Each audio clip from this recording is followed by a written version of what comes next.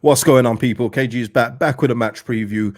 Sunderland versus Leeds United, yet another fixture on this calendar. The games are coming thick and fast. Can our rivals please drop a point or two? You know, we keep winning and then they keep winning. It's like, but we're doing our bit, and that's all we can do so far. And listen, we got to continue even with the injury news that we've got that we're going to be discussing in this video.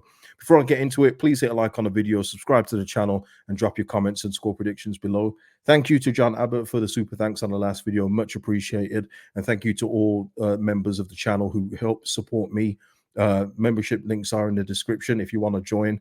Just helps me out, helps the channel out, and it means a lot, trust me. So thank you for the support. Now let's get straight into it. Because Daniel Farke today, there wasn't too much, but we do have a bit of injury news which will affect our starting lineup. So be ready, people, because we've had a very consistent starting lineup. You know, you can pretty much tell what it's going to be before it even comes out. Well, there will be changes against Sunderland. There will be changes that will have to be made. Daniel Farke was speaking that there's been illnesses in the camp today, various kinds of illnesses, and it's going to be uncertain of who's going to be ready for the game. Who we know won't be ready is Sam Byram, who is out until at least the new year. He's gone for the hamstring injury. I think he probably came back too soon. If we remember before the last international break, he got hurt then. I think he wanted it so bad that he came back probably a little bit too soon, and the hamstring needs to heal. So we won't be seeing Sam Byram again. And we know Junior Firpo's not around. So now there's an issue at left back throughout this busy period. So Daniel Farke, I mean, he was talking about, I'll tell you what it reminded me of today. He was talking about liking the problems that we have. He says he enjoys it when it's harder. Pause. But you know, do you know that meme of that cartoon thing that's crying behind but smiling in front? It reminded me of that, because you don't want these problems. You just don't. But it's going to be unfortunate that we're going to be missing Sam Byram. He's been one of our best players this season, but we're going to have to make shift. And listen, the good news is that we've all been asking for it for ages, but it does seem that Leeds United will be investing in a left back come January. Farke indicating he's indicating that he's giving through to thorough what he's giving through to recruiting. What is this ink, Phil? But basically, what he was saying is that before the injuries to Byram and Firpo, is that they were thinking of getting a left back anyway, because Junior Firpo hasn't been very lucky with injuries, and that's putting it politely. So we're going to be getting a new left back anyway. It's going to be interesting to see what kind of names we're linked with and who we actually get in. I'm kind of hoping it's going to be a loan deal. I'll be real with you. I don't want somebody who is just a championship left back now. I want somebody who can help get us up, and then we can say see you later in the summer, unless it is somebody outstanding, of course. You know, one of my choices would be Josh Doig, but I think it could be a loan deal, and I think that was probably the best way to go. Because what we have to think about now is we got to think about recruitment in January, as we're buying for the championship for now, but we may need these guys in the Premier League too if it's a permanent deal. And I don't want anyone that's subpar and who's going to get stuck on our books for the next 2 years. So it will be interesting to see who's going to be available. But it is good news that we will be recruiting a left back in the January window. I mean, yeah, that question, yeah. Farke was asked about who plays at left back. He says he trusts his whole group. If one player is not available, it's always a chance for a different player. It's a typical situation in the championship. He's used to it. We just have to adapt. And I kind of agree. But then when he was asked about Leo Helder, I mean, he basically said, "Nah, mate." in pub terms, he said, "Nah, it ain't happening." No, he was asked about Leo Yoda, and he just said, "Look, he's playing in the under 21s. He can play at left back, but he's not in my thought." He basically said he's not in his thoughts right now. He was also asked about transfers, about keeping players, and he kind of there's a way of interpreting it. He sounded defiant that the team has to stay together because obviously an 11 cannot get promoted. But he also sounded like a fan that says, if a player wants to leave, we should keep him no matter what. I think Daniel Farke knows more than anybody with the instances he's had at Norwich and Leeds United alone that keeping unhappy players, especially when they're not playing, is sometimes a dangerous recipe. So there has to be a fine balance. I just think that he meant that the club will be in control, and until If a player really does want to go, unless we replace them, then they may have to stay here till the end of the season. And there's nothing wrong with that. I think that's fine. But you do run into the territory of, if you're not allowing players that aren't playing to to go, you can upset the camp. I've heard about it so many times, it's unbelievable. So you do have to strike the balance, but it's going to be interesting. I don't think there's going to be zero departures in January, by the way. I know Danny Farker is kind of adamant there isn't. I'll be very, very surprised. I want to know if you guys feel the same. I'd be very shocked if there isn't at least one or two departures from this squad, purely from a quality level too, that they're just not up to the standard of where we want to go or where we're trying to get to.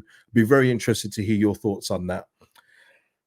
Sunderland, of course, haven't got a manager right now, even though they are currently sixth in the table, and which shows you the level.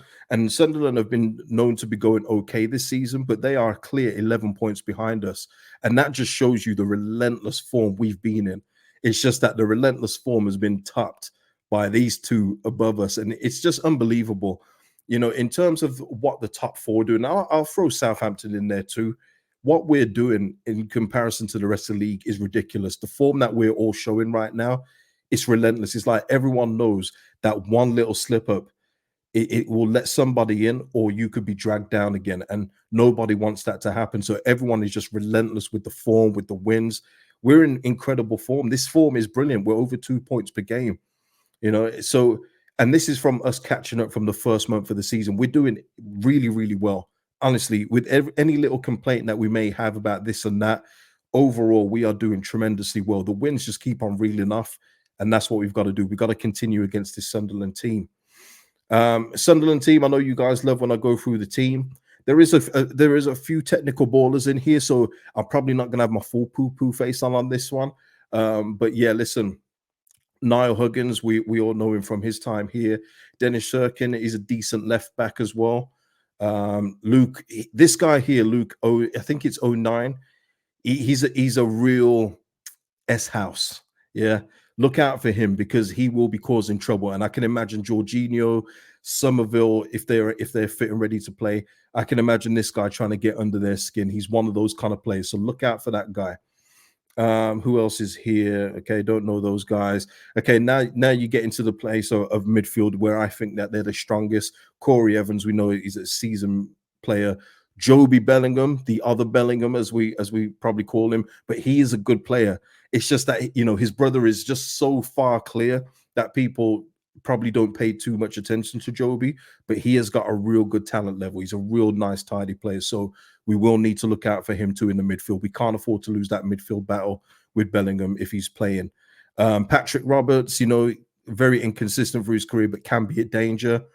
And of course, we know Alex Pritchard, yeah, probably past it, but still got tech level at this level to be effective. But Jack Clark is probably their danger man overall. And we know all about him from his time at Leeds. And look, I think the championship is his level. I don't think that, I know that some of you said, well, we shouldn't get Jack Clark back. Nah, we don't need Jack Clark. He's a good player at this level, but for me, this is where it goes for him. I don't think he's got it at Premier League level. But he made the move to Tottenham at the time. He thought he could break through. It just didn't happen for him. But he's doing excellent at Sunderland. Can't take that away from him. And he's someone we definitely have to look out for. And that's where I just worry about if we are having to bring back players, because we got a left back situation. If we're bringing back Cooper, Ayling in this team, this is where it could get sticky for us in this game. I'm hoping that our front line and midfield and Archie Gray and all these guys can bail us out and make the quality, overshadow any shortcomings we may have. But there is a worry there, especially with some of the players that Sunderland do possess.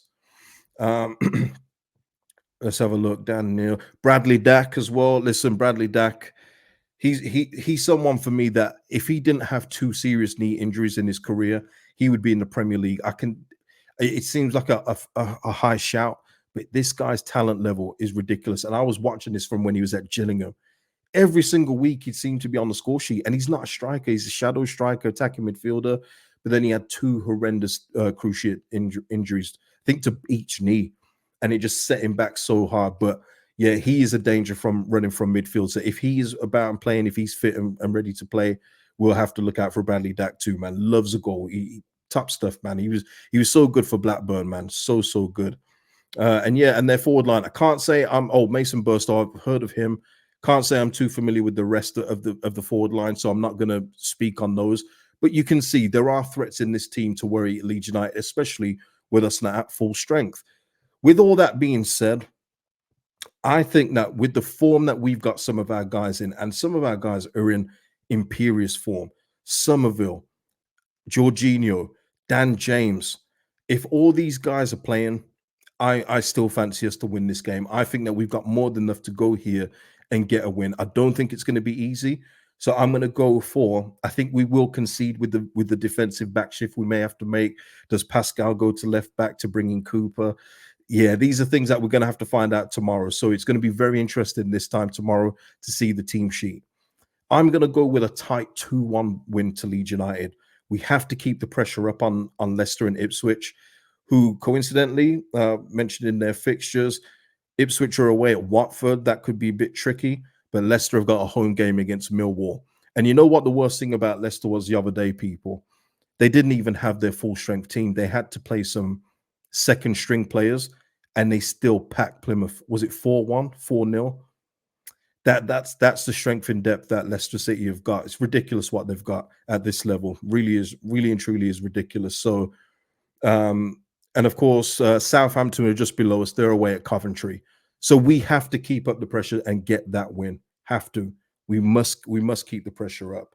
But listen, people, I'm going to end the preview there. Please like the video. Really is the best way to help out the channel. Really does help out. All it takes is one little caress of the thumbs up, and that really just helps my channel get boosted, and need all the help we can get these days, people. So thank you for the support. I will be back live tomorrow, so turn on your notification bell so you know when I'm going live, and I'll see you tomorrow for this Sunderland game. I'm looking forward to it, man. See you tomorrow. Peace out.